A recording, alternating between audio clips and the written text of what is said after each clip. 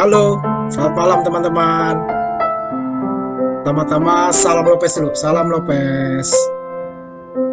Oke, thank you teman-teman, sehat semua ya. Saya perkenalkan diri dulu ya. Kalau misalkan memang ada yang belum kenal saya Rinto. Saya sebagai moderatornya Romonano, tapi masih magang ya, mau percobaan. Halo, ini ada suster ya. Halo suster. Halo, ada Oma Sylvia nih yang saya kenal, Oma Sylvia. Halo Oma Sylvia. Terus ada kaula muda semua ya, dari zaman ke zaman, dari berbagai kota belahan dunia lain, antar planet gitu ya. Kita semua ada di sini bergabung ya untuk belajar bersama dengan Romanano.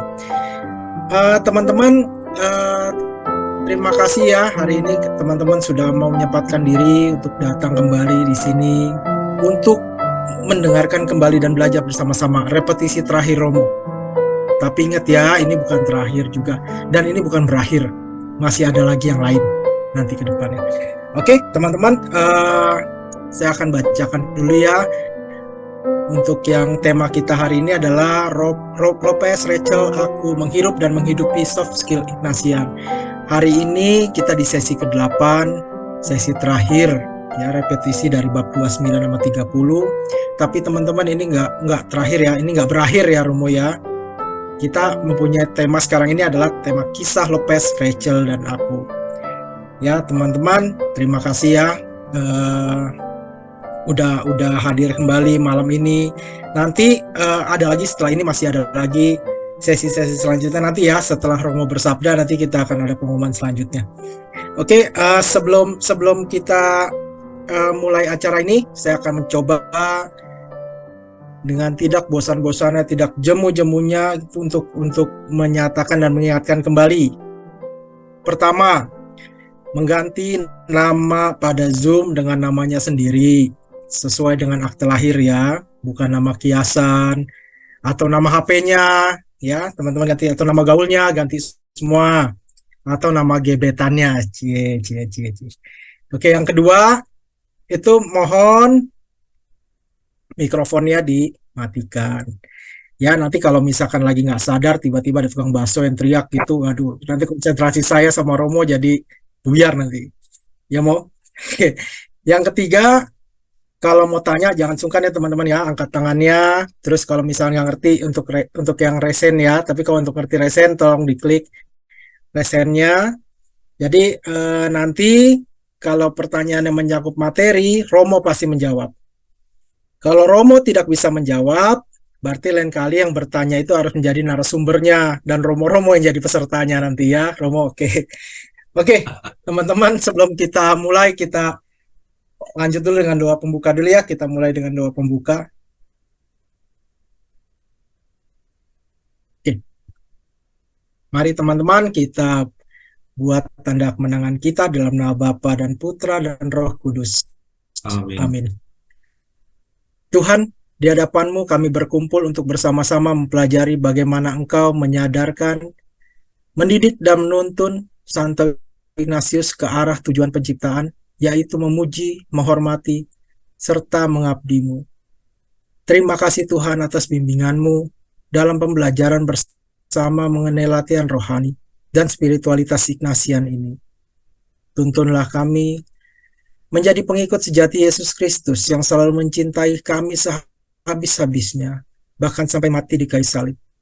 Dialah yang telah memberikan hidup baru melalui kebangkitannya dari mati serta kenaikannya ke surga.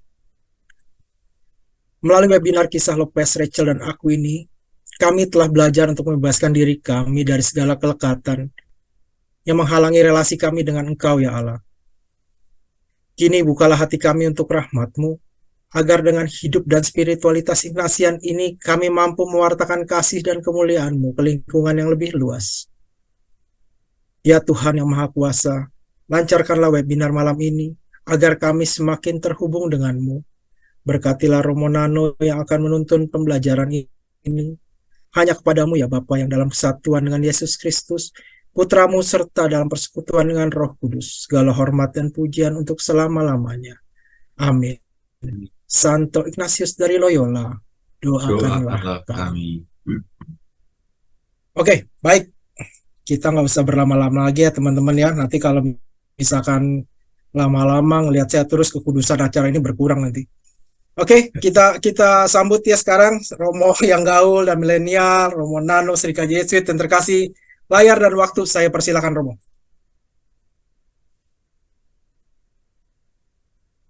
Titus Rinto, terima kasih teman-teman. Titus Rinto ini Sama-sama teman Romo. saya, teman kami yang ikut dalam persiapan-persiapan untuk pembelajaran kita hampir setiap hari Selasa. Teman-teman yang terkasih, hari-hari ini kita terus-menerus dipengaruhi oleh udara panas, entah itu di Jakarta, di Tangerang, di Bekasi, di Bogor, di Klaten, di Jogja, di Semarang. Udara sedang panas ini. Tetapi meskipun kita merasa gerah karena udara yang tidak nyaman, saya mau mengajak Anda sekalian pertama-tama untuk mengingat kembali kegiatan kita membaca, mendalami, mengambil inspirasi dari buku Panggil Saja Aku Lopez. Dalam proses membaca ini saya menyadari bahwa saya pribadi merasa buku ini mengantar saya untuk menamai saya mendapat rahmat Ignatian. Artinya pengenalan akan spiritualitas Ignatian, pengenalan akan pribadi orang bernama Ignatius Loyola atau Ignacio Lopez de Loyola itu memberi inspirasi yang istimewa. Maka saya menyebut di tahun 2023 ini saya mendapat rahmat Ignatian. Betapa tidak, karena sejak bulan Mei lalu berlanjut sampai bulan Juni hingga akhirnya bulan Juli, kita mengadakan 8 kali momen belajar buku Lopez, diselingi dengan 3 pertemuan secara offline di Jakarta dan di Puncak. Saya merasa buku Lopez ini mengandung banyak inspirasi yang istimewa. Karena itu waktu itu saya tergerak untuk mencoba mengulanginya, merepetisi, mencoba memberi perhatian pada detail-detail yang ada di masing-masing bab.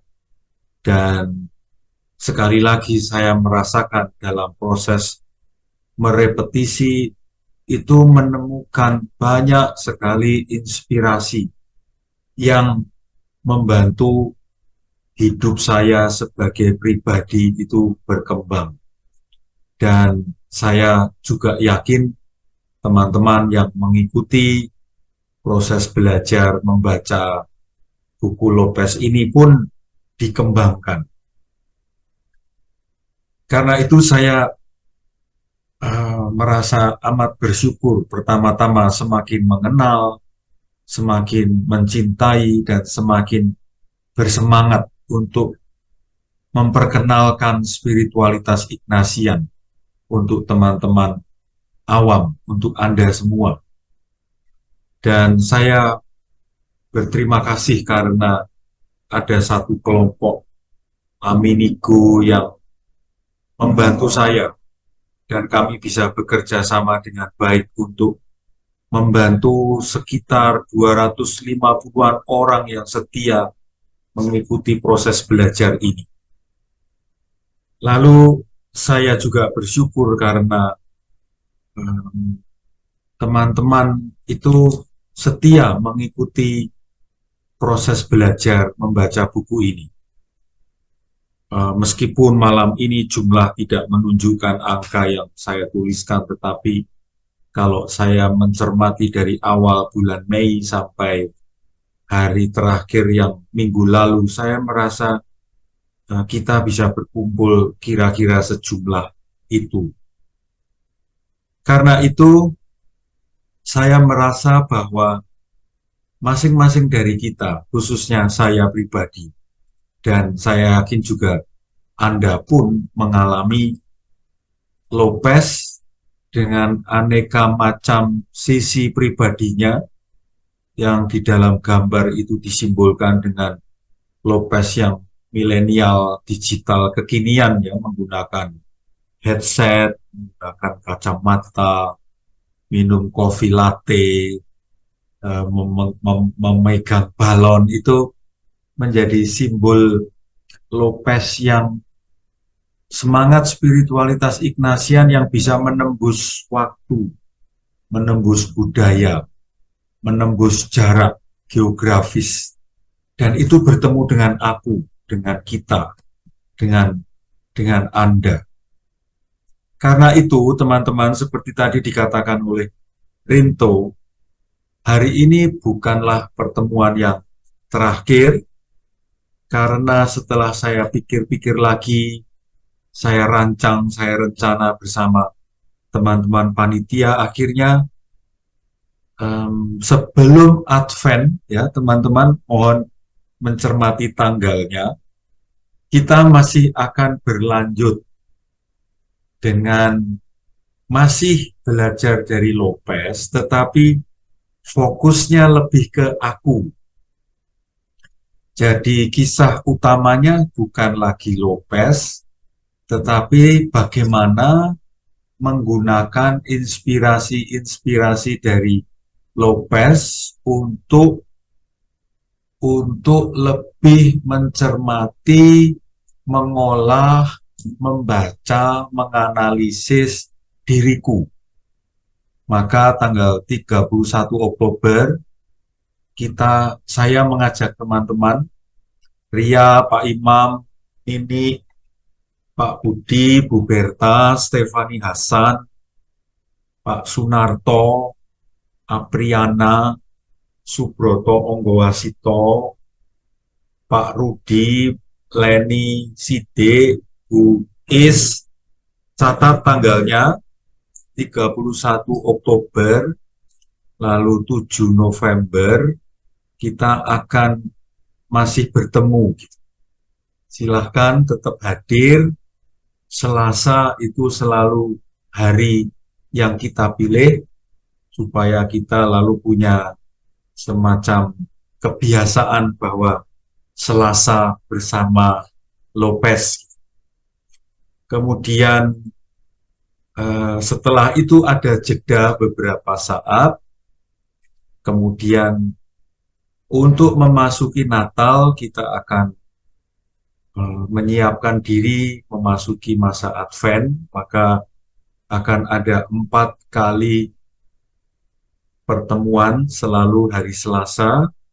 Saya dan teman-teman panitia akan mengundang Anda semua untuk menyiapkan diri memasuki Natal dengan lebih baik seperti tahun lalu, dengan mencoba mempelajari makna Advent dan belajar dari orang-orang yang berperan sangat penting dalam peristiwa penjelmaan Allah menjadi manusia.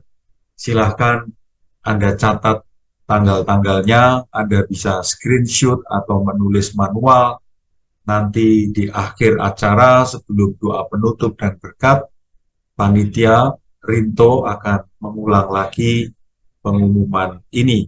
Karena itu silahkan Pak Hardi, Esther, Nilawati, Sylvia Cahyadi ya, mencatat tanggal-tanggal tersebut.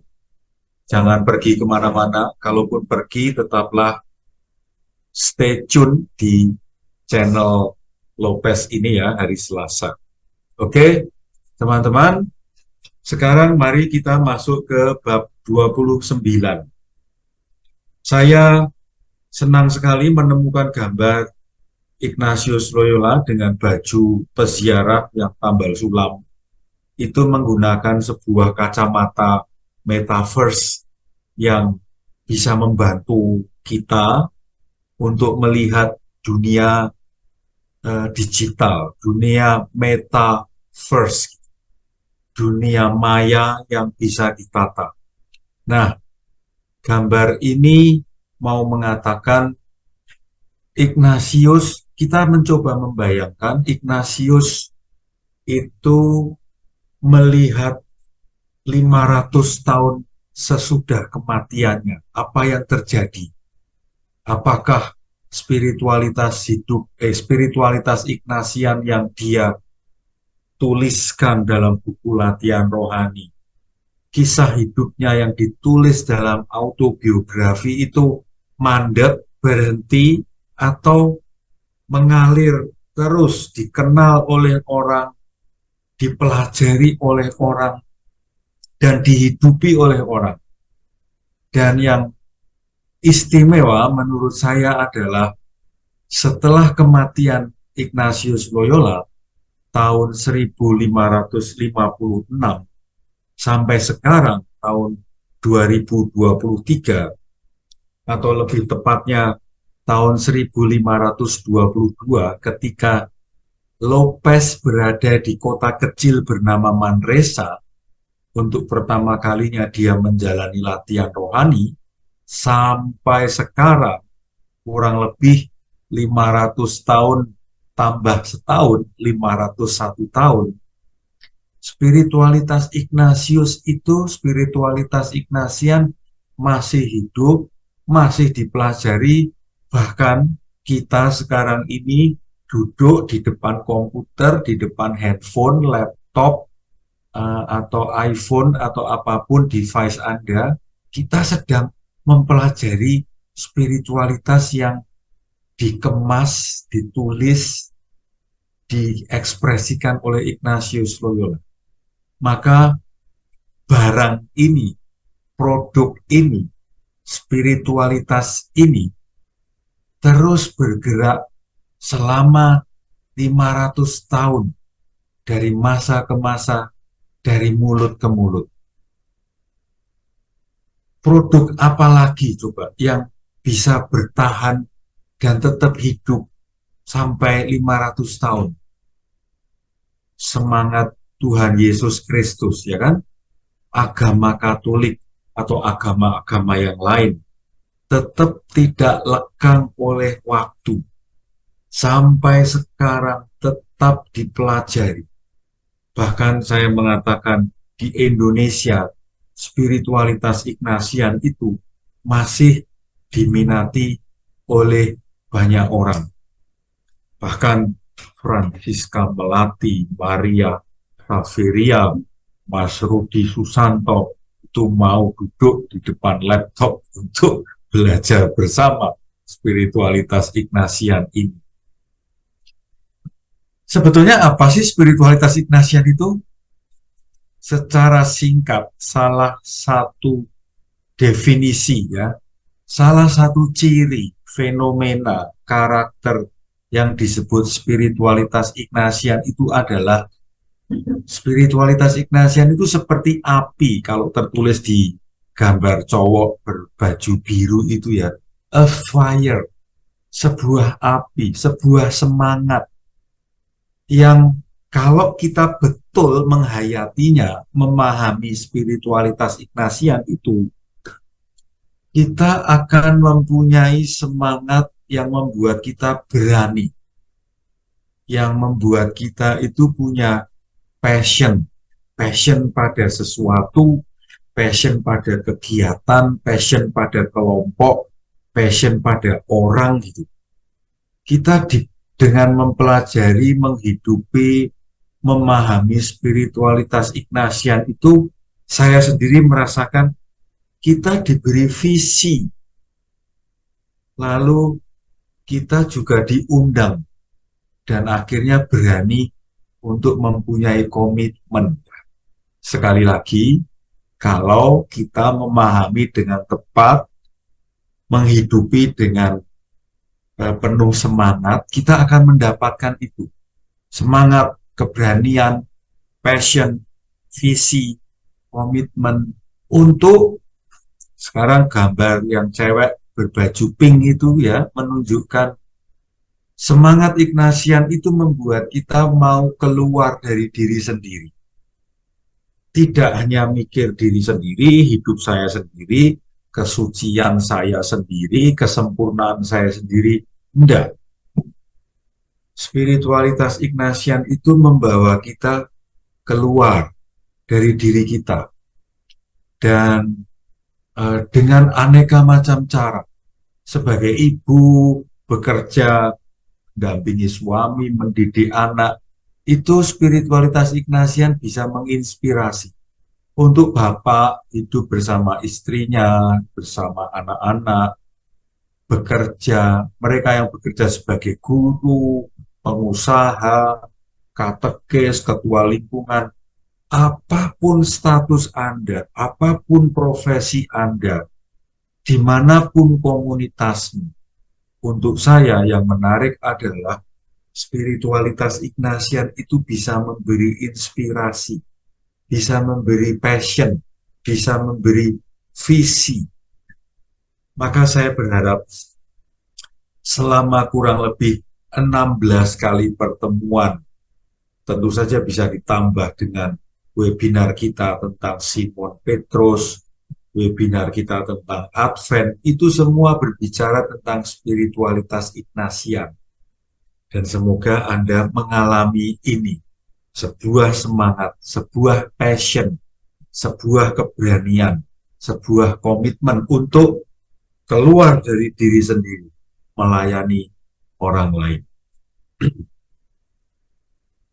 Dalam buku Lopez bab 29 ini Margaret Sills menunjukkan bahwa paling tidak semangat dari Santo Ignatius Loyola yang terlahir 500 tahun yang lalu itu merambah ke seluruh dunia, dan secara khusus dia menyebut 10 negara, 10 titik di globe. Tentu saja 10 titik ini hanyalah contoh, karena masih banyak tempat yang menunjukkan bahwa spiritualitas Ignatian itu seperti garis-garis angin di globe yang sedang kita lihat ini. Ada yang serong ke kiri, ada yang belok ke kanan, ada yang belok ke bawah, ke atas gitu. Spiritualitas Ignatian sebagai sebuah roh, spiritualitas Ignatian sebagai cara hidup itu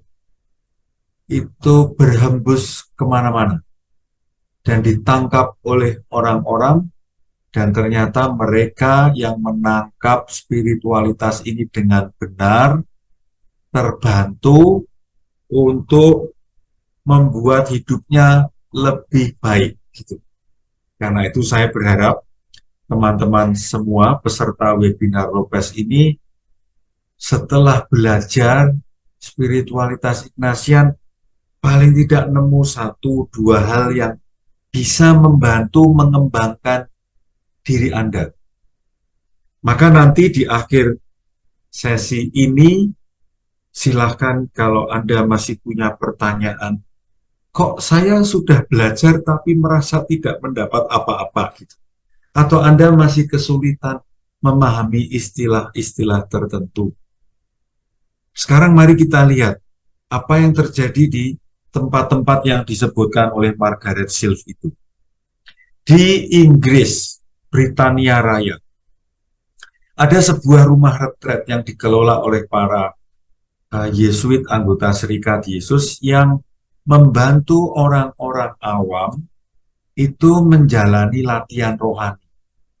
Dan latihan rohani ini saya kira seperti yang sudah dialami oleh teman-teman yang ada di Indonesia yang mengikuti LRP, ya, latihan rohani pemula, atau teman-teman yang ikut kelompok School by the Spirit, SBS, LRP, Mitra Ignatian adalah kelompok-kelompok yang mempelajari latihan rohani dengan versi masing-masing.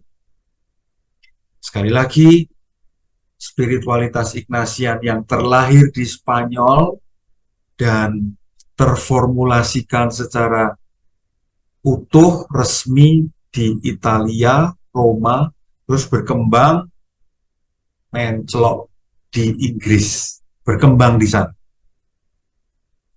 Lalu bergeser ke tempat lain ya, agak jauh lagi, kali ini di Amerika Selatan, El Salvador.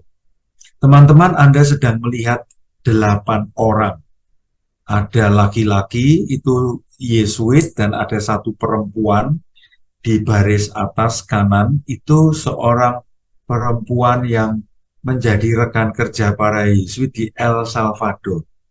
Nah, kelompok ini pada waktu itu berani melawan rezim penguasa militer yang menjalankan pemerintahan secara totaliter dan korupnya gila-gilaan. Nah, kelompok Ignatian ini berani melawan. Dan karena perlawanan mereka, karena kritik mereka, akhirnya orang-orang ini dibunuh. Jadi suatu malam kira-kira jam segini ini, pasukan tentara memasuki pastoran tempat mereka tinggal, dan kebetulan salah satu perempuan itu sedang mengadakan pertemuan bersama para Yesuit, mereka ditembaki. Gitu. Ini tentu saja peristiwa yang berdarah, mengerikan, seperti gerakan September 30 zaman tahun 65 itu ya, ada pembunuhan-pembunuhan berdarah. Nah, kelompok ini karena passionnya, karena semangatnya, karena visinya, karena perjuangannya, karena menghidupi spiritualitas Ignatian ini, mereka dibunuh. Tentu saja saya tidak berharap kita yang menghidupi spiritualitas Ignatian juga berakhir dengan cara seperti ini. Meskipun ini disebut heroik, pahlawan, tapi saya tidak berharap bahwa kita akan mati dibantai seperti ini ya. Kita bergeser ke Cina. Teman-teman, sampai sekarang gereja Katolik di Cina itu tidak bisa berkembang optimal karena gereja Katolik itu masih dikuasai oleh pemerintah komunis. Karena itu, para suster, romo, bruder, frater di Cina, khususnya dalam cerita ini, ada seorang suster yang menjalani latihan rohani, dan dia mengalami spiritualitas Ignatian itu merubah hidupnya. Maka, dia mencoba berjuang untuk mendirikan sebuah pusat retret agar makin banyak orang itu bisa mengalami seperti kita ini, belajar spiritualitas Ignatian, supaya spiritualitas Ignatian itu membantu memperluas cakrawala, memperdalam relasi personal dengan Tuhan, menguatkan relasi dalam komunitas. Dari Cina kita diajak terbang ke Afrika Selatan. Seorang perempuan muda, orang ini menjadi korban dari sistem pemerintahan waktu itu, apartheid. Apartheid itu sebuah sistem yang sangat kejam karena membuat pemisahan yang keras, tegas, ekstrim, kejam, bahwa orang kulit putih adalah warga negara kelas 1, sedangkan orang Afrika berkulit hitam yang adalah penduduk asli Afrika Selatan itu dipinggirkan, diperbudak, nilainya direndahkan. Bahkan di tempat umum, bangku itu dibuat terpisah. Ada bangku untuk orang kulit putih, dan ini ada bangku khusus untuk orang kulit hitam. Nah, perempuan ini menjadi korban apartheid, dan dia mampu mengolah pengalaman disingkirkan oleh sistem negaranya itu dengan latihan rohani. Untuk saya ini sebuah proses dan hasil pengolahan yang sangat luar biasa, karena dia bisa mengolah trauma menjadi sebuah kebijaksanaan. Sekali lagi teman-teman, statement ini menarik. Perempuan ini bisa mengolah trauma dengan latihan rohani. Trauma itu menjadi kebijaksanaan. Orang ini dengan bantuan latihan rohani bisa mengolah lumpur jadi emas. Menarik bukan? Setiap dari kita, ya teman-teman, setiap dari kita, siapapun itu, muda, tua, perempuan, laki-laki, kultur apapun, ya Tionghoa, Jawa, Batak, Flores, aneka macam, semua punya pengalaman trauma, luka, sakit hati, kekecewaan, dan latihan rohani bisa membantu kita mengolah yang tidak enak ini menjadi sebuah kebijaksanaan. Maka saya mengajak Anda semua untuk mari terus belajar spiritualitas Ignatian agar kita punya metode mengolah luka menjadi bijaksana. Belajar dari orang perempuan Afrika Selatan ini. Dari Afrika kita terbang lagi ke Amerika Serikat. Kita semua tahu ya, Amerika Serikat itu negara maju, modern, kaya. Tetapi di negara yang sangat kaya secara ekonomi ini ada kelompok-kelompok yang tidak beruntung, dipinggirkan, miskin, edukasi rendah.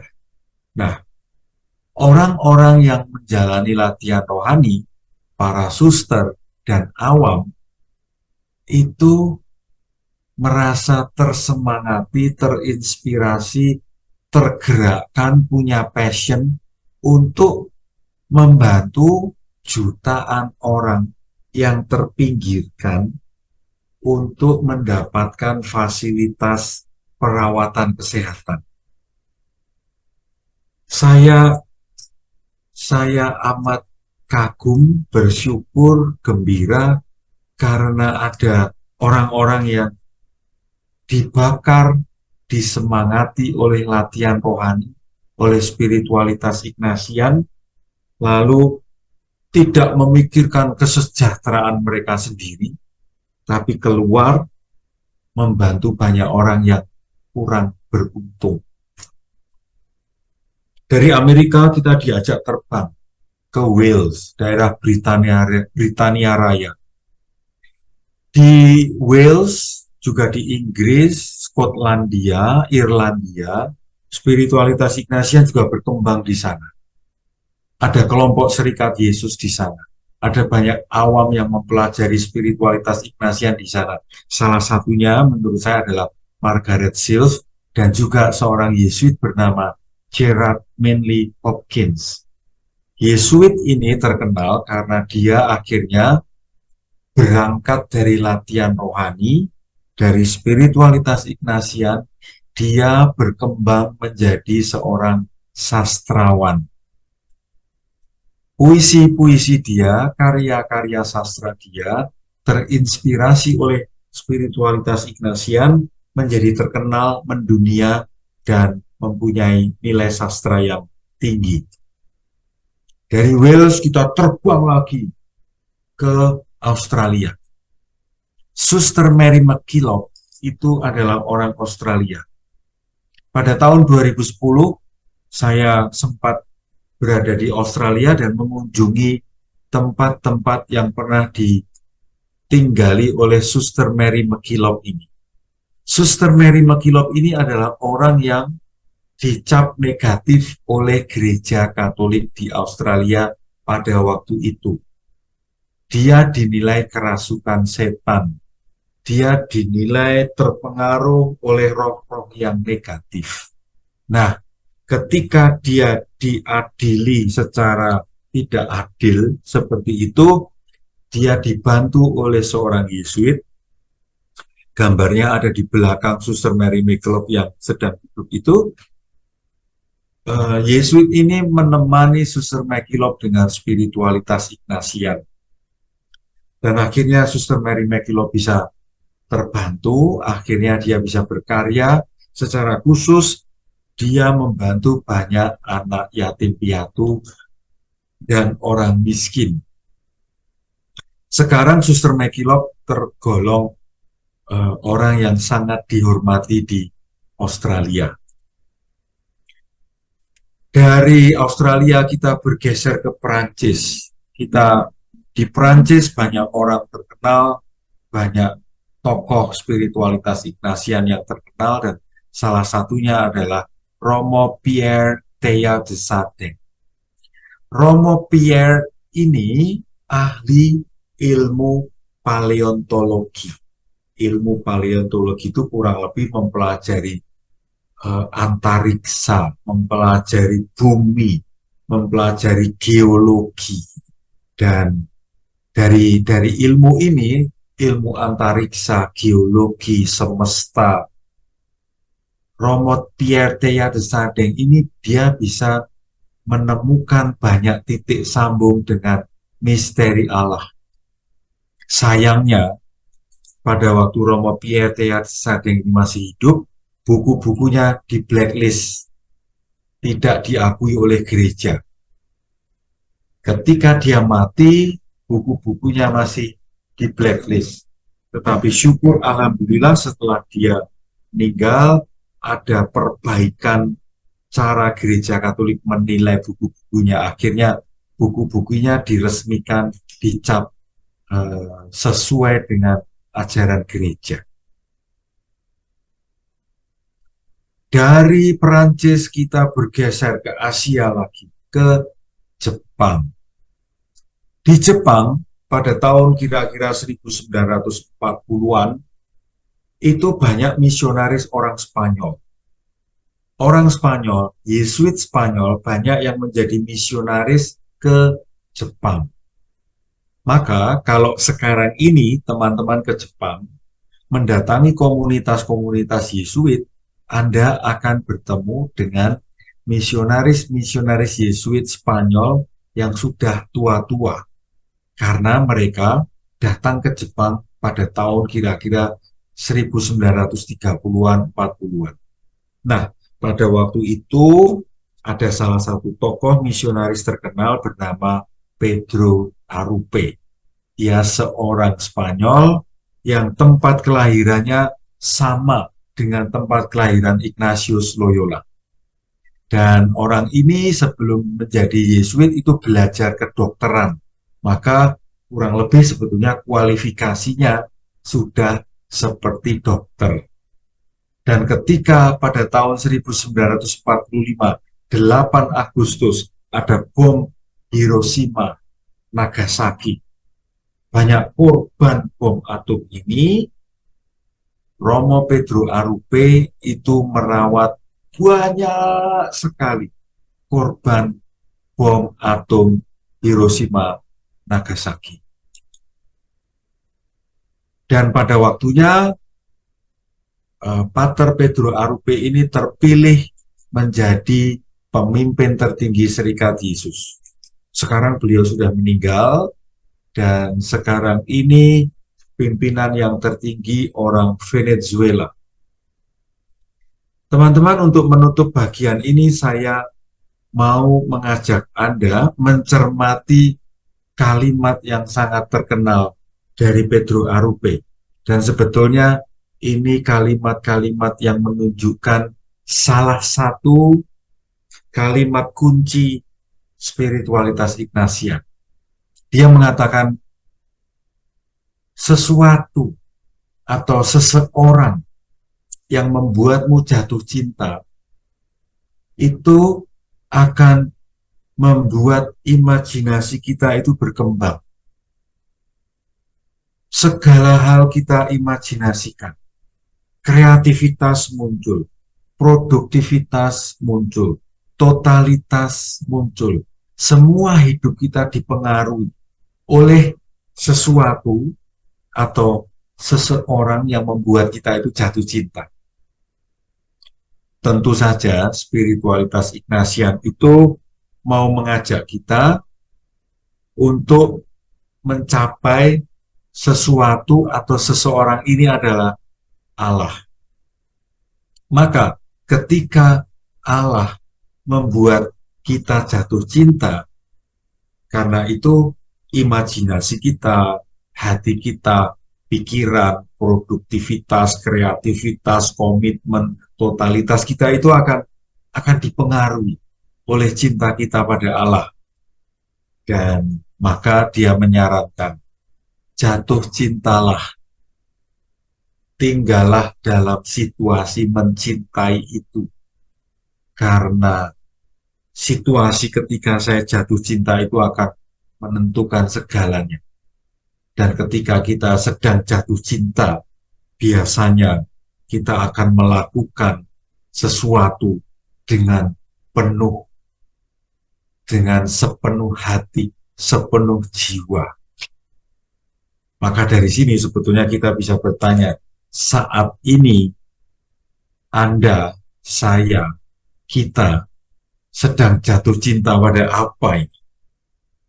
Karena itu tadi ya, ketika Anda jatuh cinta pada sesuatu atau pada seseorang, ini yang akan menentukan segalanya.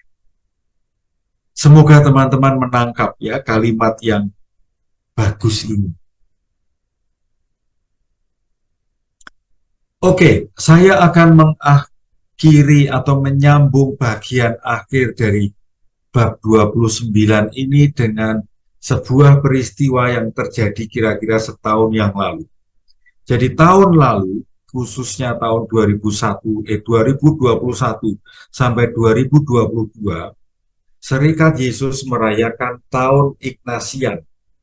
Sebagian besar dari Anda itu pasti merasakan aura tahun Ignatian ini. Dan ini terjadi ketika masih pandemi.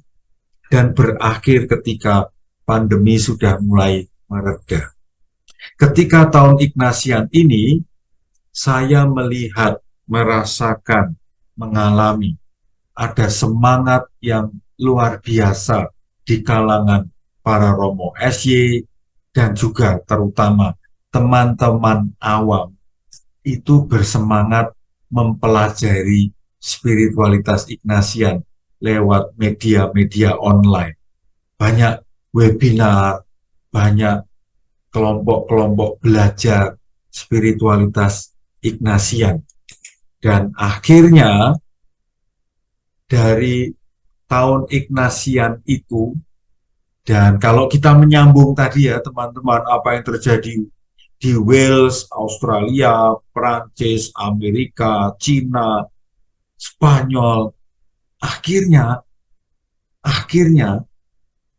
atmosfer belajar spiritualitas Ignatian ini akhirnya kita hirup. Bahkan sekarang ini ya, di ruangan Zoom ini, kita sedang mempelajari spiritualitas Ignatian.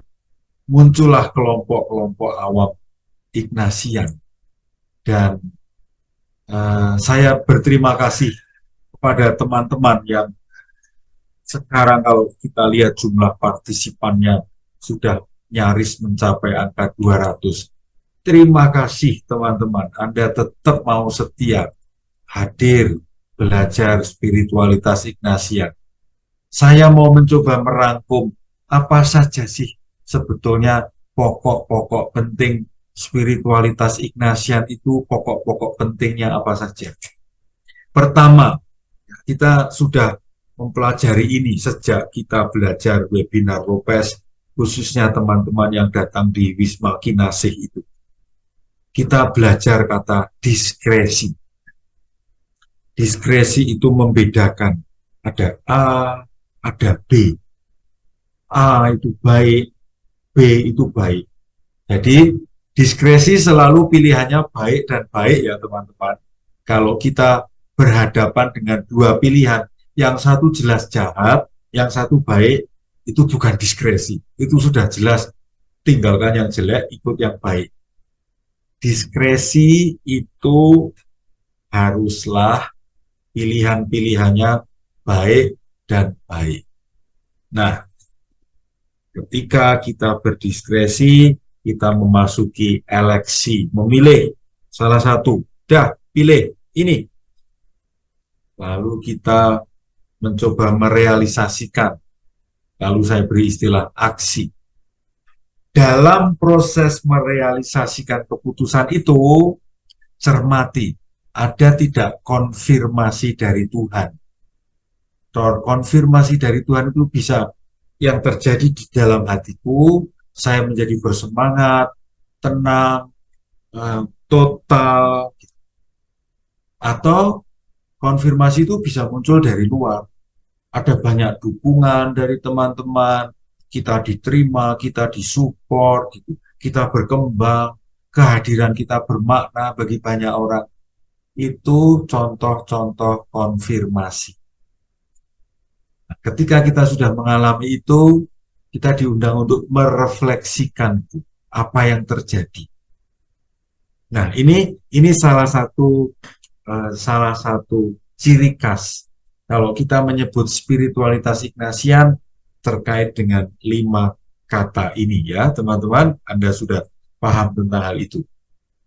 Yang kedua, spiritualitas Ignatian itu pasti mengandung perjumpaan personal dengan Tuhan. Ada relasi personal yang mendalam, seperti kita dengan pribadi yang sangat dekat gitu. Teman-teman yang ikut webinar Simon Petrus, lalu ikut retret di Klaten, apa yang kita dalami dalam retret di Klaten itu adalah yang saya maksud dengan slide ini. Ada relasi personal saya dengan Tuhan. Saya melihat beberapa yang hadir dalam webinar ini mengingatkan saya wajah-wajah Paskah Klaten.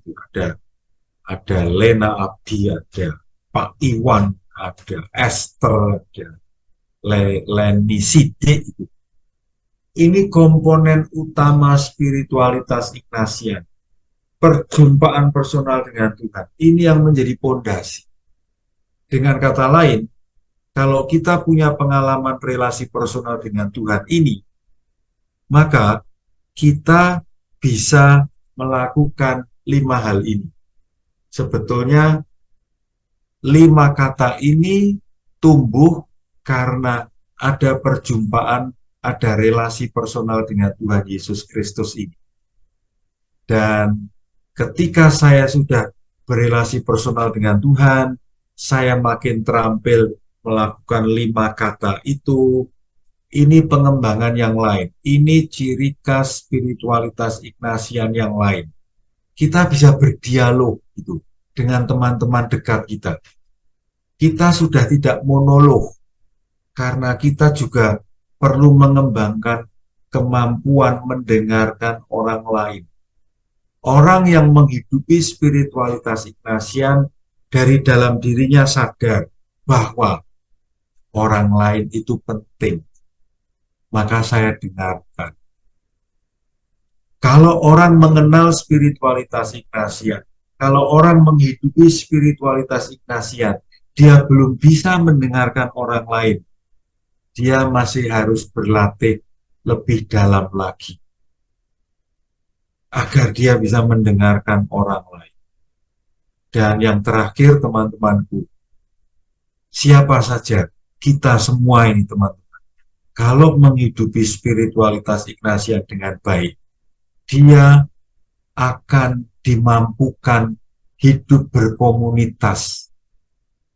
Dia sadar di komunitas itu akan bertemu dengan orang-orang yang berwarna-warni kepribadiannya, karakternya, temperamennya, tapi dia tidak mudah pecah, dia tidak mudah konflik, dia tidak mudah pendek kata, dia makin mampu hidup dalam perbedaan.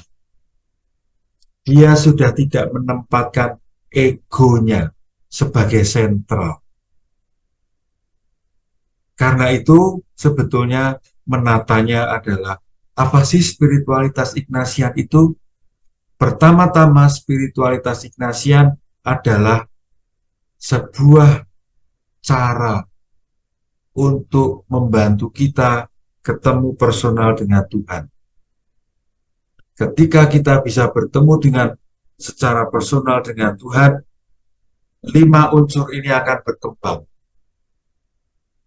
Ketika kita sudah semakin dekat dengan Tuhan, maka kita pun akan dimampukan untuk dekat dengan sesama kita. Memang kita tidak akan pernah bisa cocok dengan semua orang, tidak akan pernah. Memang kita tidak akan pernah bisa dekat, akrab dengan semua orang. Tidak mungkin. Tidak mungkin kita bisa akrab, dekat, sohib, ikrib dengan semua orang. Tidak mungkin. Bagi saya, yang penting bukan soal hangat, dekat, akrab.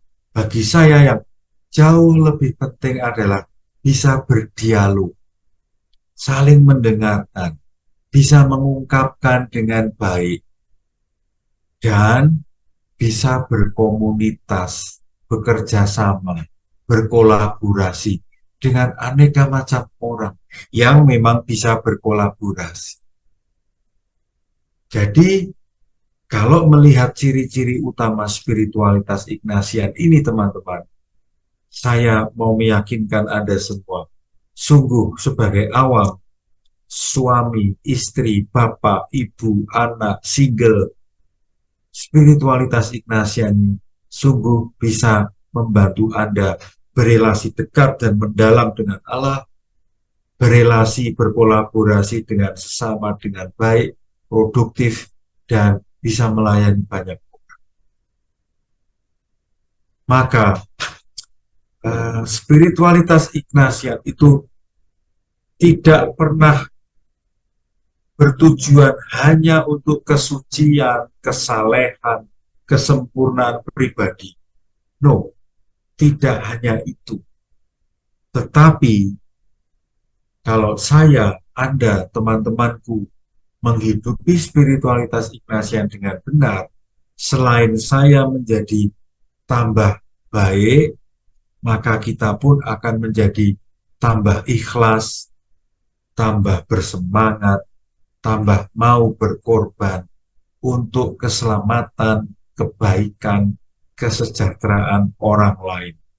Sebagaimana disimbolkan dengan amat indah oleh Pater Pedro Arrupe, pemimpin tertinggi Serikat Yesus, yang masih mau menyemir sepatu anak kecil gitu.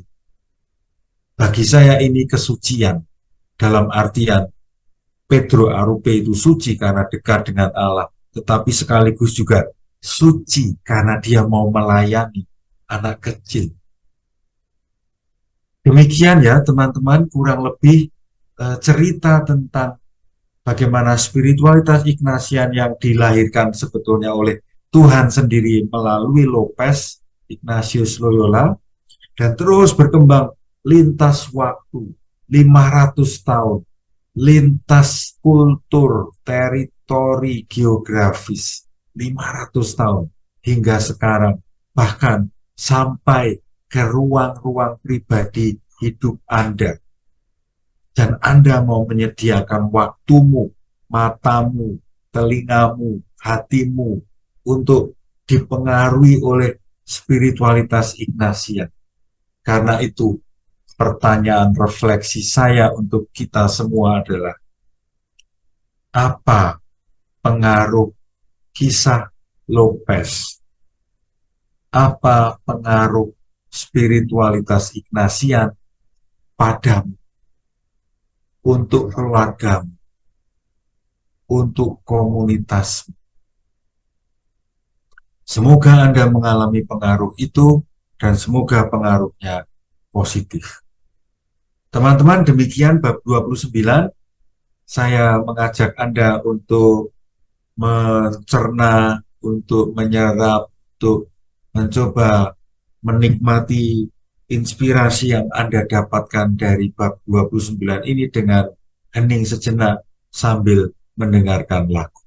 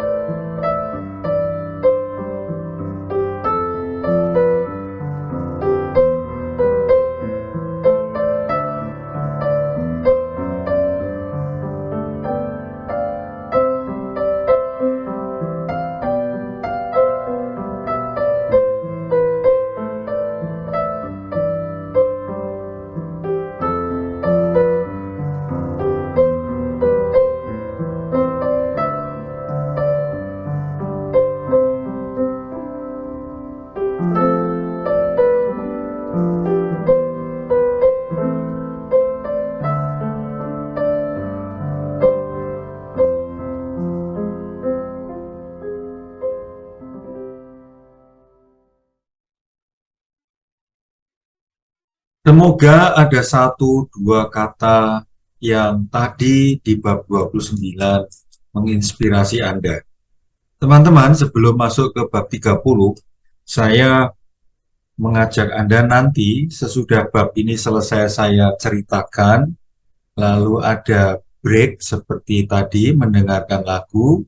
Sesudah itu, sebelum kesempatan tanya jawab, saya ingin Anda menuliskan kesan Anda mendengarkan, mempelajari bab 29 dan bab 30 itu. Nanti silakan nanti Anda tulis di chat room ya, supaya saya ingin mengetahui feedback atau saya ingin mengetahui apa yang Anda dapatkan. Sekali lagi, setelah saya selesai presentasi bab 30 ini, ada break mendengarkan lagu. Setelah lagu selesai, sebelum kita tanya jawab, silahkan nanti teman-teman menulis kesan tentang bab 29 dan 30 ini di chat room. Oke, maka silahkan mencermati bab ini. Dan bab ini itu berbicara tentang kita banget. Di bab ini, Rachel atau Rachel itu cerita pengalamannya kepada Lopez. Dan Lopez memberi tanggapan. Nah, tanggapannya ini teman-teman yang menurut saya betul-betul perlu kita pahami karena sangat relevan untuk kita. Saya sendiri merasa terbantu. Apa yang dikatakan oleh Lopez itu menjadi pegangan untuk hidup saya sehari-hari. Maka judulnya adalah Ketika Dua Cerita Bertemu. Nah, dua cerita ini cerita siapa? Bisa cerita Lopez dan Rachel, bisa juga cerita Ignatius dan Margaret Silves, dan tidak menutup kemungkinan dua cerita ini adalah cerita Ignatius dan Anda sebagai orang yang sedang belajar spiritualitas Ignatian. Oke, maka silahkan nanti tangkap baik-baik apa yang dibagikan Lopez untuk Rachel mengatasi situasinya. Nah, bab 30 ini pada dasarnya itu berbicara tentang pertemanan. Pertemanan antara Rachel dan Lopez. Dua orang ini bertemu dan akhirnya saling memperkaya. Nah, bagi saya ini penting banget ya. Berteman, mempunyai teman, pertemanan adalah kebutuhan kita semua. Dan tetapi sayangnya tidak setiap orang bisa tumbuh berkembang dari tahap ke tahap menjadi teman yang baik bagi orang lain. Ada orang yang masih berhenti di tahap ego, sehingga dia tidak bisa menjadi teman yang baik karena yang terjadi adalah karena egonya ini dia menyerap perhatian terus dari teman-temannya dan capek. Orang yang masih egois begitu tuh biasanya ya teman-temannya ya capek juga menemani dia karena setiap kali berteman dia menyerap perhatian terus, entah soal finansial, entah itu soal perhatian afeksi, bisa macam-macam. Nah, apakah kita itu bisa menjadi teman yang baik bagi orang lain atau tidak? Menurut saya, salah satunya itu ditentukan oleh yang sedang Anda lihat ini. Kalau di masa lalu kita, lingkaran merah dengan tulisan past time, masa lalu. Kalau di masa lalu ada persoalan relasi yang belum terselesaikan, misalnya saya sebagai anak sering dimarahi, disalahkan, tidak pernah diapresiasi. Dan bagi saya ini sebuah contoh, sebuah relasi di masa lalu yang problematis, yang belum terselesaikan. Nah, kalau situasi itu tidak terselesaikan, maka Di waktu sekarang, di lingkaran yang hijau itu, apa yang belum terselesaikan di masa lalu itu potensial berpengaruh negatif. Saya, Anda menjadi orang yang bisanya hanya komplain atau demanding gitu ya, complaining jadi ngeluh terus, atau demanding menuntut ini itu gitu, masih menyerap. Tapi sebaliknya ya, kalau masa lalu itu terolah dengan baik dan kita sembuh, kita menjadi sehat, kita menjadi positif, maka di lingkaran yang hijau di masa sekarang ini kita bisa mengalirkan atmosfer positif. Kita bisa mengalirkan energi positif dalam relasi pertemanan kita. Dan kalau sekarang ini di lingkaran yang hijau ini saya bisa mengalirkan energi positif, maka di masa yang mendatang kita pun akan mendapatkan aliran-aliran positif yang kita tebarkan.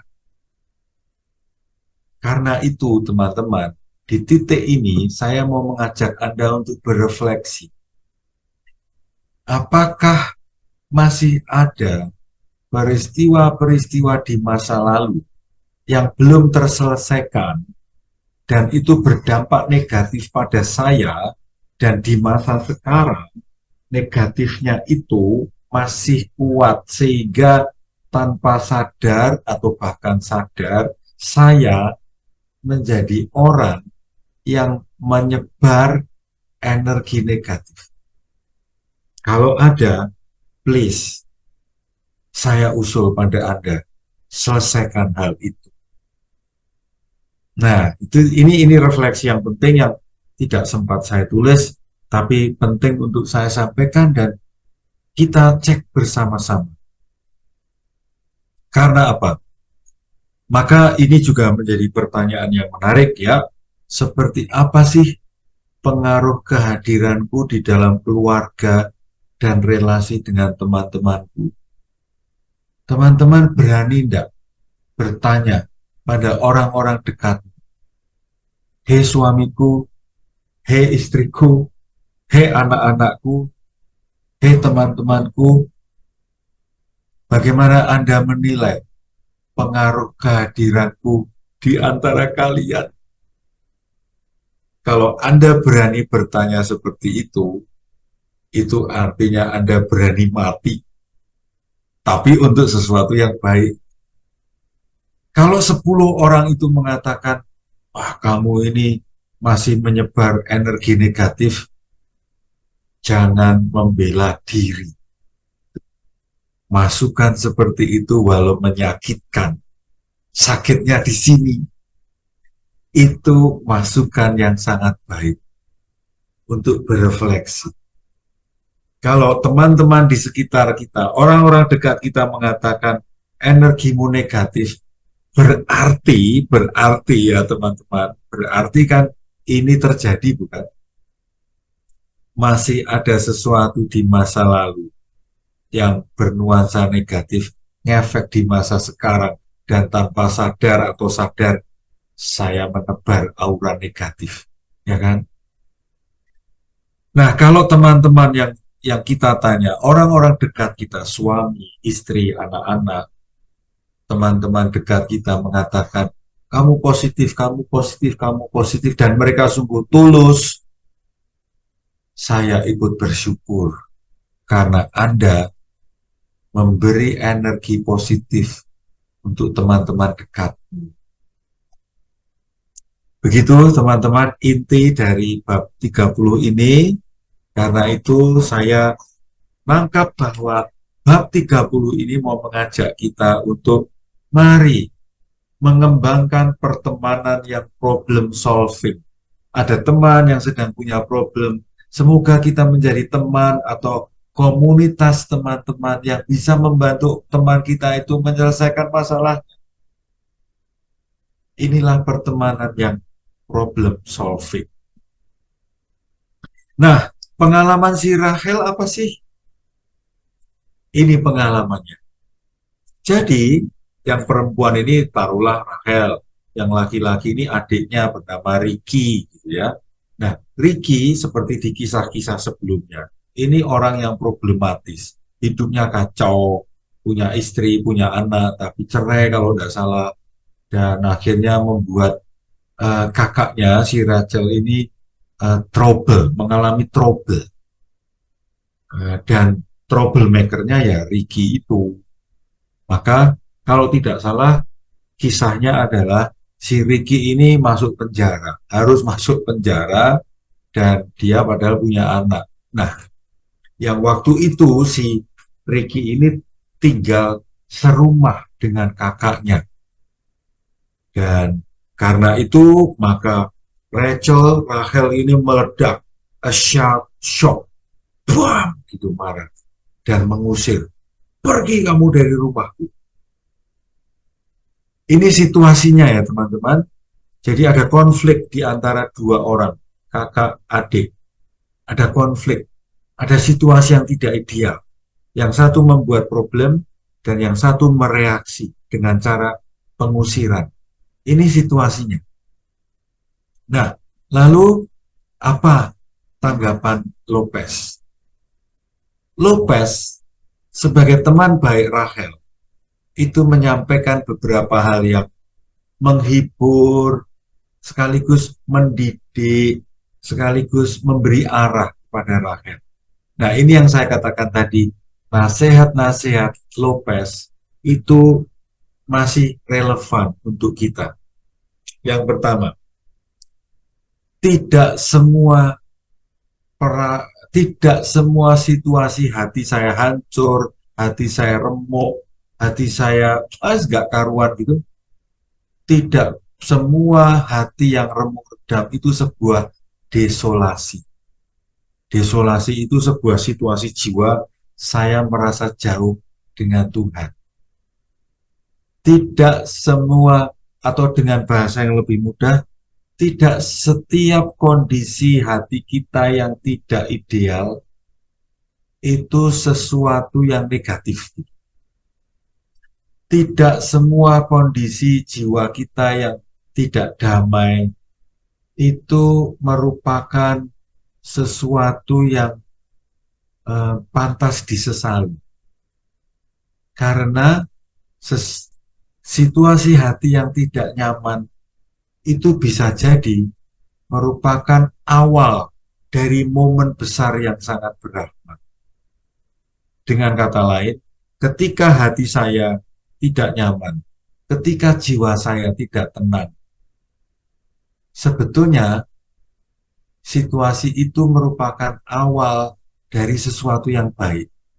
Hanya kita perlu mengolahnya, agar dari yang tidak baik, kita lalu mengalami sesuatu yang berrahmat. Yang kedua, tidak semua rasa senang, tidak semua kegembiraan itu menunjukkan bahwa saya melakukan hal yang baik, yang tepat. Ini kebalikannya ya. Tadi situasi hati negatif tidak berarti itu negatif. Ini kebalikannya. Tidak semua kegembiraan, positif ya, gembira, itu menunjukkan bahwa saya melakukan hal yang tepat.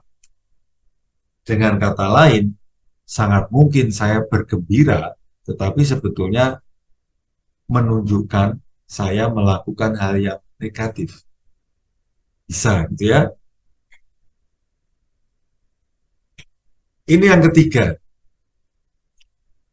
Satu-satunya yang layak kita syukuri, satu-satunya indikasi yang membuat kita layak untuk bersyukur, tenang, nyaman adalah ketika kita mengalami, ketika kita mengetahui bahwa kita melakukan hal yang tepat.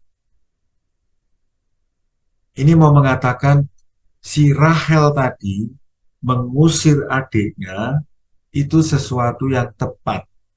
Walaupun ketika melakukan itu dan sesudah dia melakukan itu, dia merasa bersalah. Perasaannya tidak langsung positif. Tetapi dia melakukan yang memang harus dilakukan waktu itu. Menarik ya, menurut saya ini penting ya. Nah, contohnya saya memakai gambar. Contohnya tadi itu, saya nambah contoh lain lewat gambar. Bayangkan dokter-dokter ini sedang mengambil keputusan karena sedang menangani kasus ibu hamil mau melahirkan anak. Dan kondisi medis ibu dan anak ini mengharuskan dokter memilih salah satu. Kalau memilih ibu yang diselamatkan, dengan rasa sedih harus menjumpai realita anaknya akan mati. Tetapi ketika anaknya yang diselamatkan, harus menanggung risiko ibunya mati.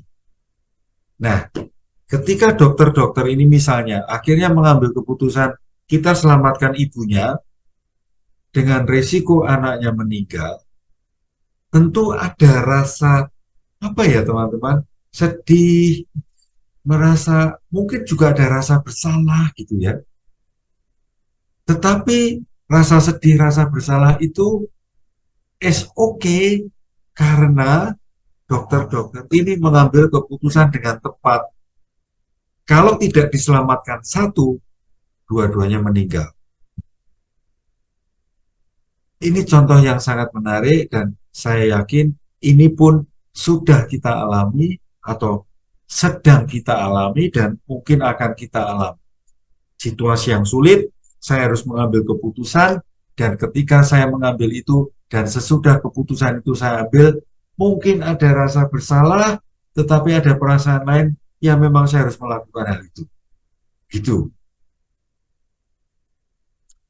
Yang keempat, teman-teman. Yang keempat, bagi saya ini juga sangat relevan. Ada kalanya perasaan bersalah di masa lalu yang sudah saya maafkan. Ada perasaan terluka di masa lalu, sudah saya olah. Ada banyak hal di masa lalu yang sebetulnya mengganggu kita. Nah, Ignatius Loyola mengajak kita untuk lupakan. Jangan membiarkan rasa bersalah terus menghantui. Jangan biarkan kemarahan yang dipicu oleh peristiwa-peristiwa di masa lalu terus sampai sekarang. Ada waktunya kita harus berani mengatakan goodbye. Lalu kita hidup di masa kini, sudah tidak dirongrong oleh rasa kecewa, rasa benci, rasa marah, hal-hal yang negatif. Nah, oke, sekarang Lopez mengajari kita, suatu saat kita harus mengalami dilema. Dilema yang dialami Rahel adalah ketika adiknya masuk penjara, si Ricky ini punya anak. Nah, Rahel tentu saja bingung kan. Dia sudah tidak punya suami karena suaminya sudah meninggal dan dia tidak siap ada anak kecil yang harus dia rawat. Dan dia serba dilema gitu. Kalau dia menolak, kasihan si anak ini. Kalau dia menerima, dia merasa tidak siap, tidak sanggup gitu. Ini dilema. Oke?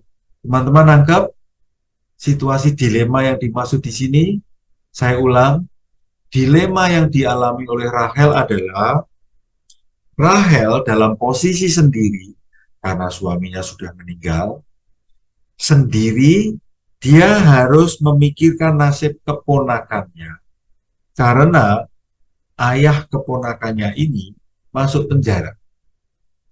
Dia harus mengambil keputusan menerima anak ini, dia nggak siap. Tapi kalau dia tidak menerima anak ini, dia juga bingung. Anak ini akan dipelihara oleh siapa? Oke, ini dilemanya. Dan saya yakin teman-teman pun punya pengalaman-pengalaman dilema. Nah, ketika kita mengalami dilema, apa nasihat Ignatius? Tentu Ignatius mengajak kita ambil keputusan yang tepat. Begitu ambil keputusan, ya, diskresi dulu, eleksi, aksi. Ini cara-cara yang disarankan oleh Lopez kepada Rahel. Metode pertama, bayangkan kamu akan meninggal. Dan pada saat kamu akan meninggal itu, bayangkan kamu akan mengambil keputusan apa? Menerima keponakanmu di rumah, atau menolak dan menawarkan pihak lain untuk merawat si anak itu. Bagaimana mengambil keputusan? Bayangkan kamu akan meninggal. Karena apa? Karena kalau kita membayangkan mau meninggal, situasi kita akan meninggal, itu membantu kita mengambil keputusan dengan baik. Poinnya itu. Jelas? Semoga ditangkap dengan mudah. Metode kedua.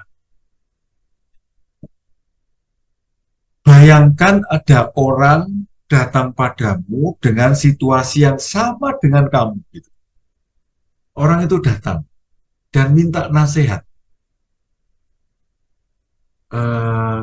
Saya harus menampung ponakan, tapi saya nggak siap. Tapi saya nggak tega melepasnya gitu. Bayangkan. Nah, Anda sebagai orang yang dimintai nasihat. Nasihat apa yang akan Anda lakukan?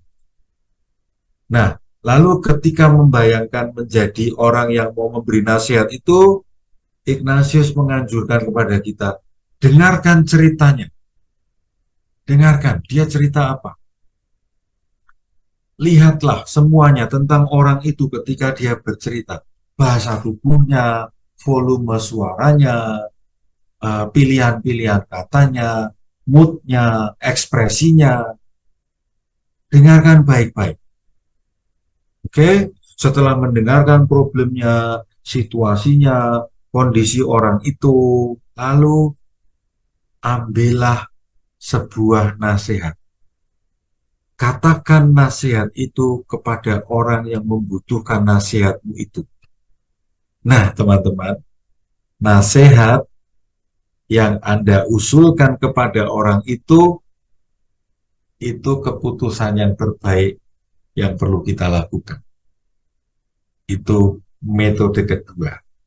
Jelas ya? Kalau tidak jelas nanti PDF-nya akan dikirimkan oleh panitia.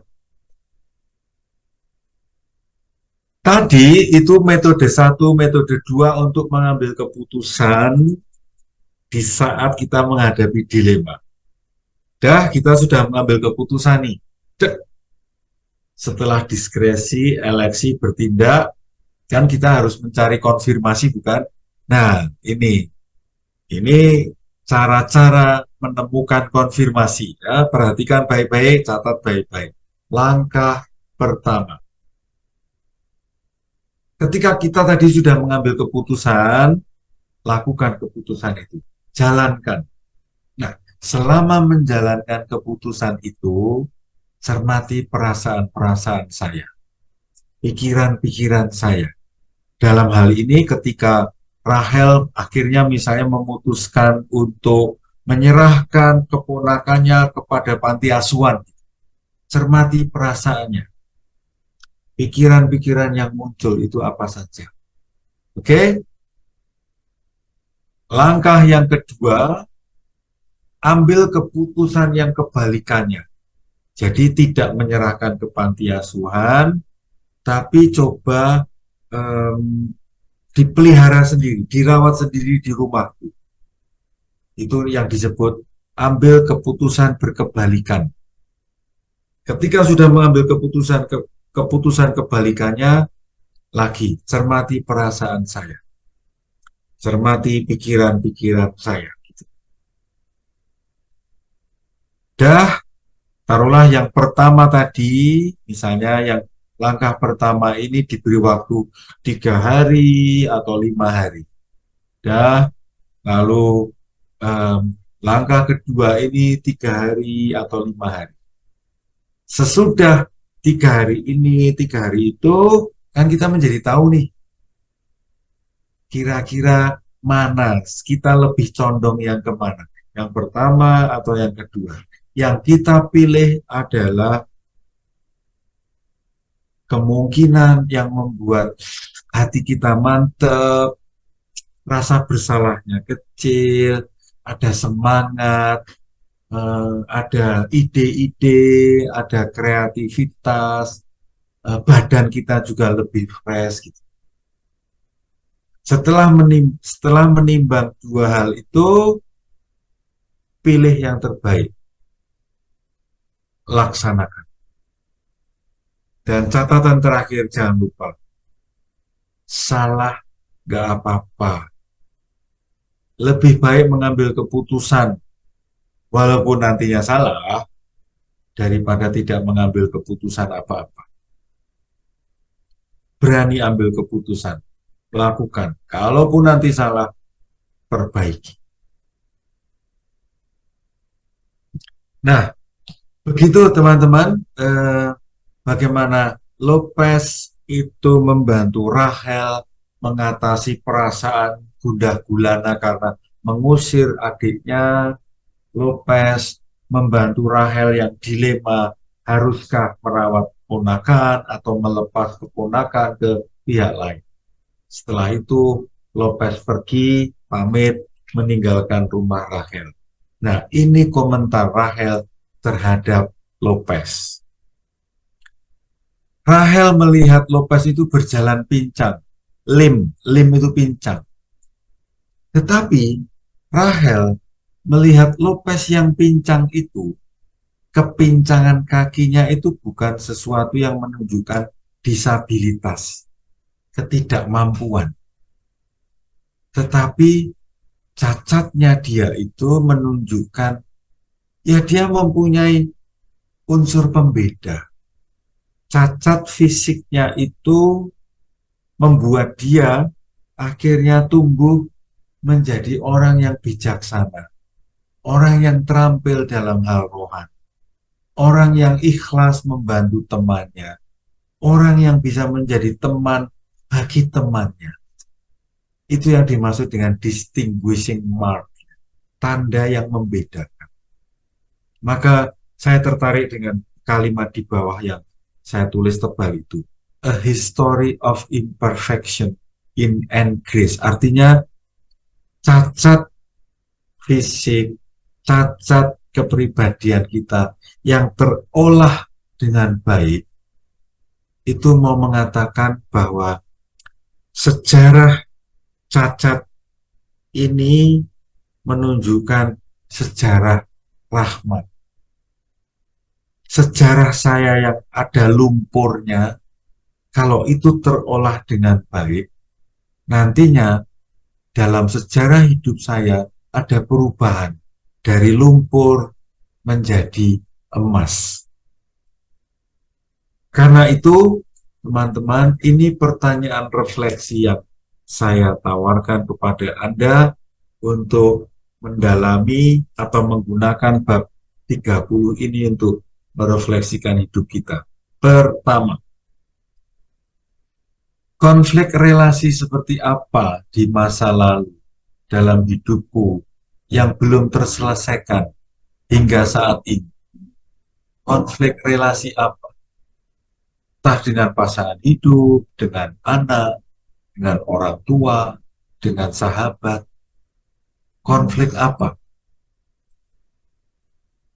Semoga Anda bisa melihat dengan jeli dan terbuka. Kalau ada, akuilah dan mari kita olah. 2. Adakah teman yang bisa membantuku menyelesaikan konflik ini? Adakah sahabat yang bisa membantuku? Adakah pembimbing yang bisa membantuku? Yang ketiga, ada enggak metode untuk mengatasi konflik itu?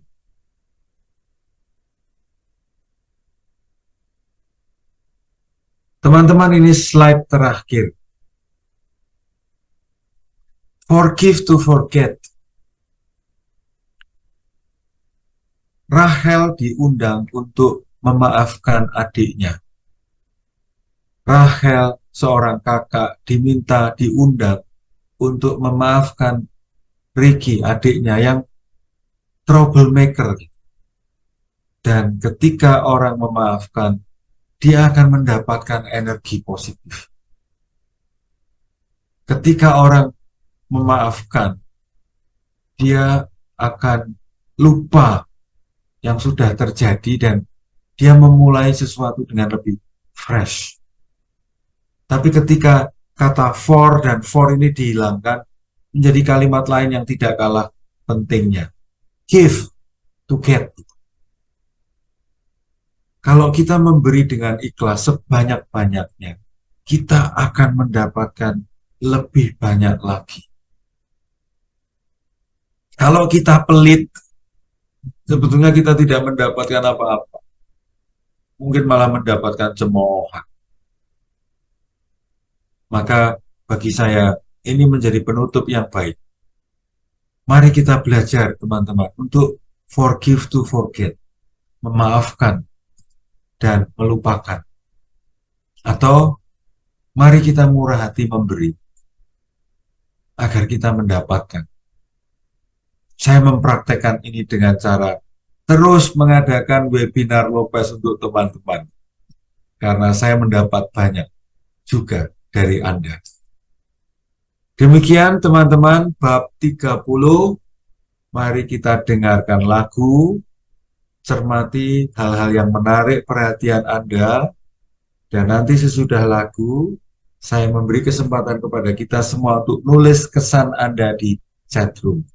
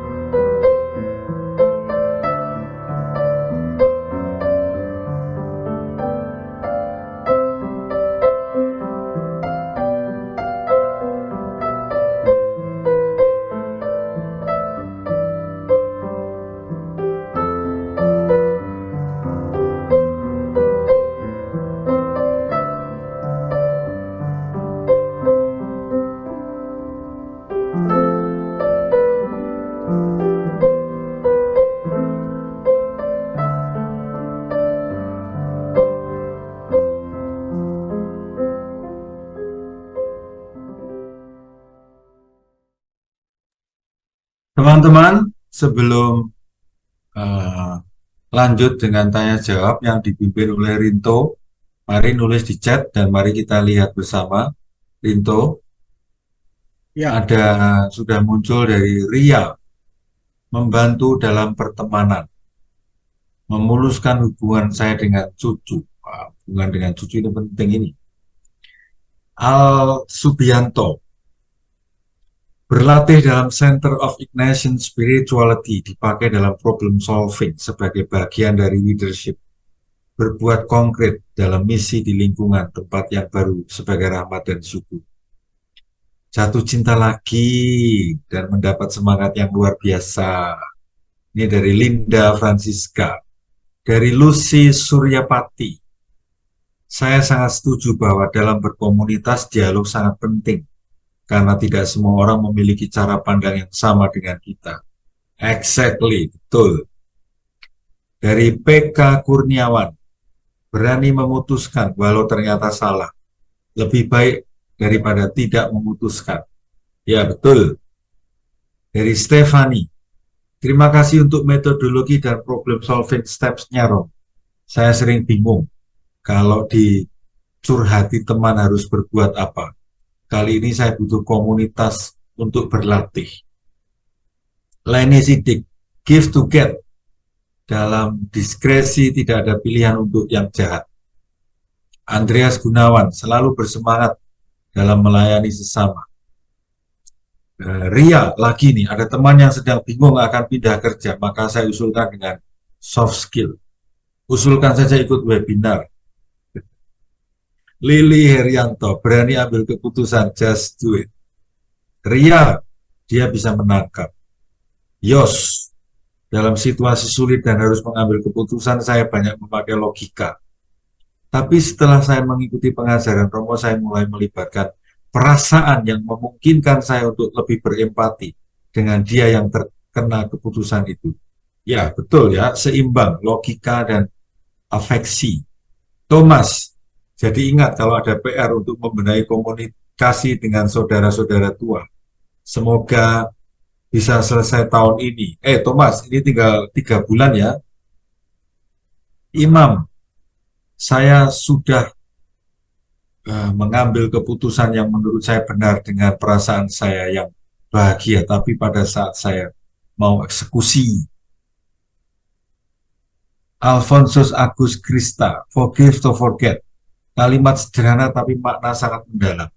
Semoga saya bisa menjalankan. Thanks, Romo. Nilawati Hadi Santoso, you must let go of the past. Tidak mudah, Romo. Tapi ya betul, harus dilakukan. Adel Gonda Simun, Lopez mengajakku untuk melihat kembali perjalananku selama ini, baik dan buruk yang telah terlewati, belajar membangun kesadaran hidup rohani, dan terinspirasi untuk mendalami latihan rohani Ignatian. Terima kasih banyak, Rona. Luar biasa, Maria Safiria, membantu saya untuk introspeksi diri. Sepertinya saya mesti lanjut belajar terus. Saya jadi jatuh cinta dengan webinar ini. Ingin menggali lebih dalam. Terima kasih jatuh cinta di Rinto. Ada orang yang jatuh cinta pada webinar kita ini. Iya. Astuti, mempertajam pemahaman tentang spiritualitas Ignatian. Webinar ini selalu muncul insight baru yang selama ini tidak terlihat. Oke, itu sekilas. Kalau teman-teman masih mau menulis, silahkan. Nanti mohon bantuan teman-teman panitia bisa merekam tulisan-tulisan itu. Nanti akan saya perhatikan sesudah webinar selesai. Broto, it's yours now. Silahkan memandu untuk tahap tanya jawab. Terima kasih, teman-teman. Sudah ada yang mau bertanya? Ada yang mau ditanyakan? Di raise hand atau di tangannya goyang-goyang gitu, atau diketik di chat, atau sudah mengerti dan akan mencoba melaksanakan. Kadang-kadang teman juga susah, Bu. Dalam saya umur saya nih yang masih belia gitu. Jadi kita di masa-masa produktif ini ya, kadang-kadang waktu SMA gitu kita mau curhat teman-teman, wah asik sekali bisa telepon-teleponan gitu sampai 1 jam 2 jam gitu ya mau. Nah pada saat zamannya sekarang gitu kita mau curhat aja sama teman gitu, saya lagi stres gitu, ternyata pada saat kita curhat teman juga stres mau gitu. Wah, sama-sama stres gitu. Nah ini kan jadi seperti apa ya, kalau zaman kayak orang stres yang ngobrol sama orang stres gitu, jadinya ya stres kuadrat gitu. Malah dia Nah, kadang-kadang pinjam duit lagi. Nah, itu kan yang jadi bingung, kita udah stres, dia pinjam duit kan ke kita. Wah, itu mau. Jadi ya dia saya mau ngilangin stres, malah saya yang tambah stres kan. Gitu. Kadang-kadang itu perlu hikmat dan rahmat Tuhan gitu supaya kita bisa menanggapi teman-teman itu gitu. Maksudnya ternyata kita mau stres sama mau menghilangkan stres kita dengan curhat sama teman, malah teman kita yang jadi curhat sama kita. Nah, itu Tuhan juga bisa pakai kita seperti itu mau kadang-kadang. ya, ya, ya, betul, Gitu. betul.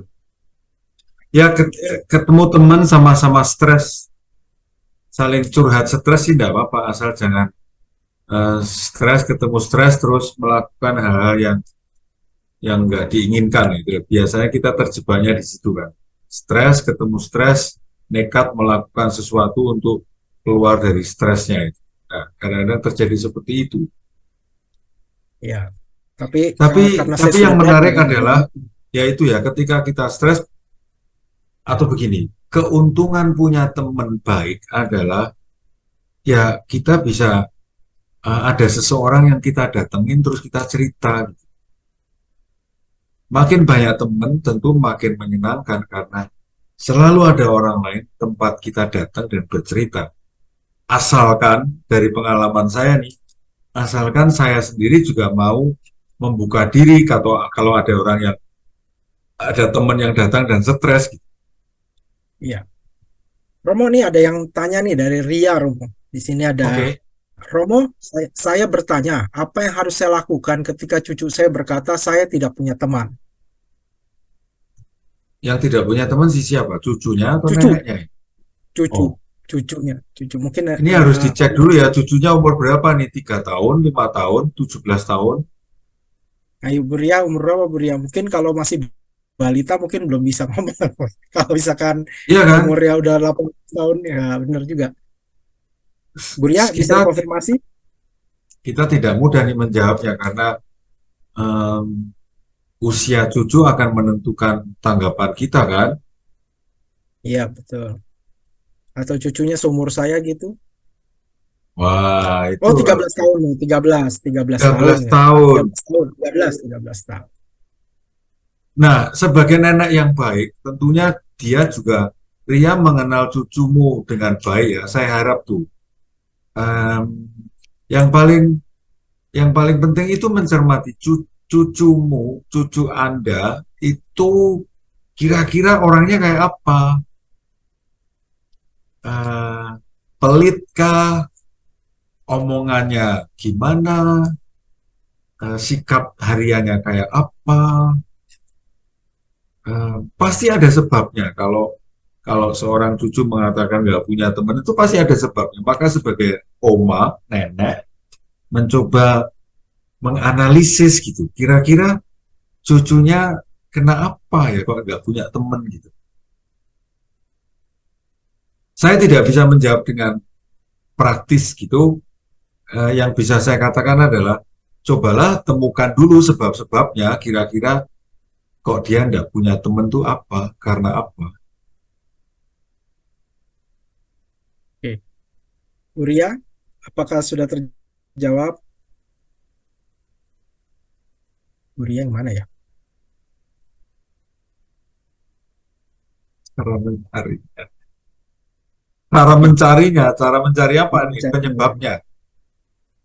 Ini susah nih. Saya tidak tahu konteksnya Ibu Ria. Ibu Ria apakah tinggal serumah dengan cucu atau beda rumah itu kan susah.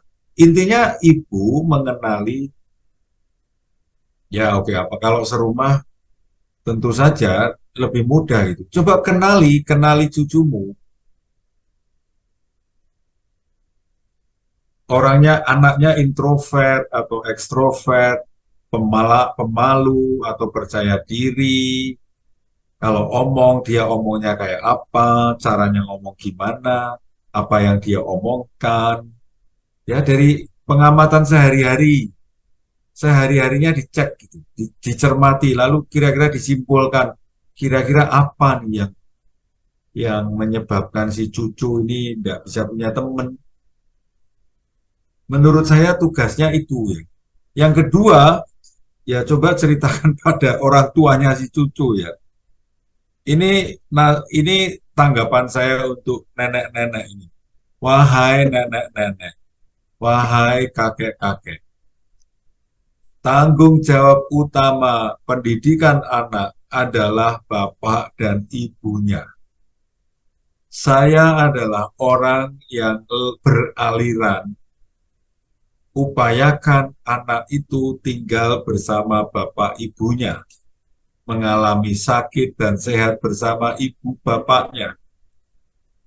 Kalau nenek-nenek, kakek-kakek menjadi babysitter untuk cucunya, dan ayah ibunya si cucu itu sibuk bekerja, ini menurut saya seperti bom waktu. Mengapa bom waktu? Karena kalau nanti eh, kalau anak akhirnya lebih dekat dengan kakek neneknya, ya dia dia nanti akan kehilangan golden age relasi dengan orang tuanya. Begitu anak ini sudah gede dan sudah pergi dari rumah, dia tidak punya pengalaman dekat dengan bapak ibunya. Nah, banyak nih terjadi begitu ya, orang tua ketika anak-anaknya masih kecil dititipin ke orang tuanya, sehingga tidak punya relasi dekat dengan anak-anaknya.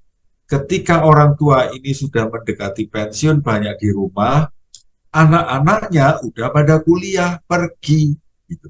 Sehingga justru tidak pernah ketemu. Karena itu nasihat saya untuk Bu Ria adalah yang paling utama mencermati problem si anak adalah ibu dan bapaknya. Maka saran saya untuk Bu Ria adalah beritahu orang tua anak itu bahwa anakmu tidak punya teman. Silahkan kamu sebagai ibu dan bapaknya anak ini membantu anakmu supaya mempunyai teman. Demikian usulan dan tanggapan saya untuk nenek dari seorang laki-laki yang tidak punya cucu, tapi pengamat para cucu, orang tua, bapak ibu yang mendidik anak-anak. Oke, terima kasih Romo ini berarti harus sudah bisa mengalami jadi kakek-kakek nenek-nenek berarti ya. Saya sudah kakek. Oh, Oh iya, itu saya dua. oh iya iya. Termasuk saya Mo.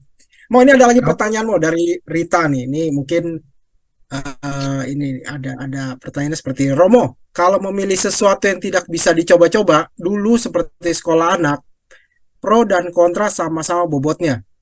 Ini sama kayak milih ini ya Bu, minyak angin, minyak kayu putih ya waktu itu ya. Ini anak mau coba-coba gitu.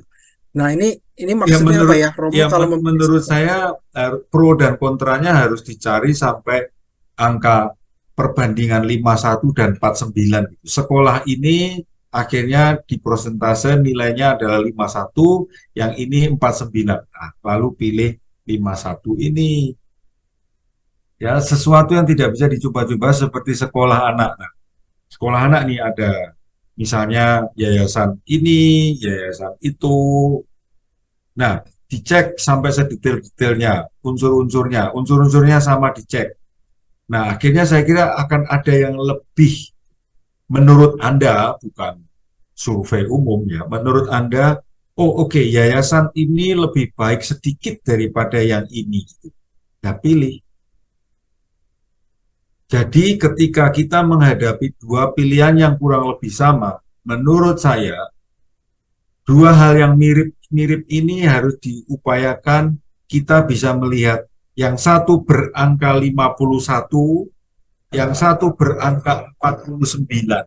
Itu simbolnya supaya kita bisa memilih 51 karena prosentasinya lebih besar. Prinsipnya begitu ya. Oke, Burita, jelas ya Burita. Ada pertanyaan lagi nih Mo dari Barsit. Wah, ini Apakah kepahitan hidup masa lalu itu harus dikubur dalam-dalam, dihilangkan, dilupakan, atau dilepaskan supaya tidak membebani hidup sekarang ini? Apakah ada hubungannya dengan healing of memories dari Barsit Mo? Oke, prinsipnya menurut saya, adalah saya perlu sadar dulu. Sadar bahwa peristiwa-peristiwa di masa lalu itu menyakiti saya. Cik, cik, cik, cik. Sadar dulu.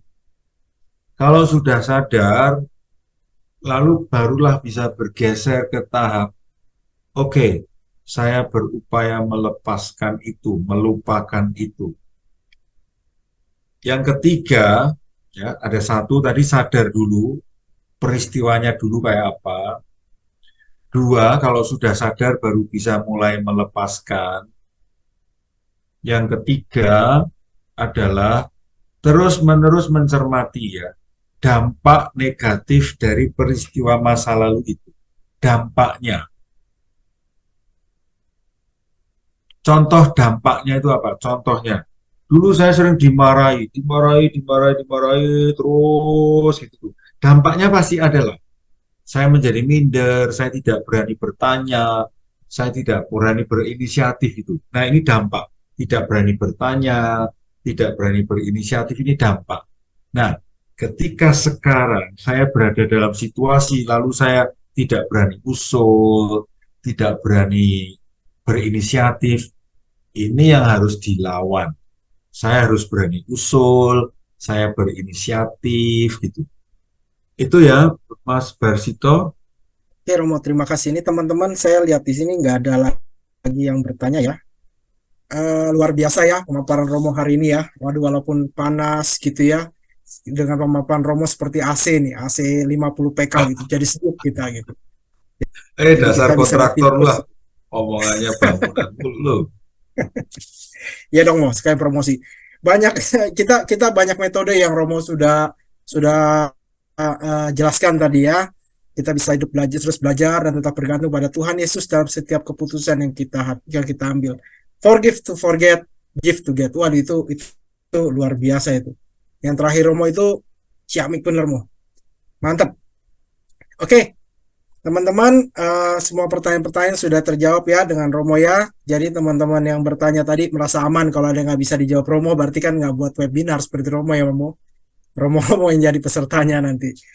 Oke, selanjutnya teman-teman, ini nggak kalah pentingnya juga ya, kami di sini juga mengetuk teman-teman, bisa slide-nya, Baron. Terima kasih teman-teman. Seperti tadi ya, give to get. Gitu. Kata-kata Romo give to get tuh teman-teman, tolong bukalah hati teman-teman, berikanlah persembahan kasih untuk Jesuit muda gitu, untuk bisa juga melahirkan Romo Nano yang baru nanti, karena supaya ada regenerasinya gitu. Oke teman-teman, tolong teman-teman lihat, catat, terus segera buka, klik BCA-nya atau M-Banking-nya gitu.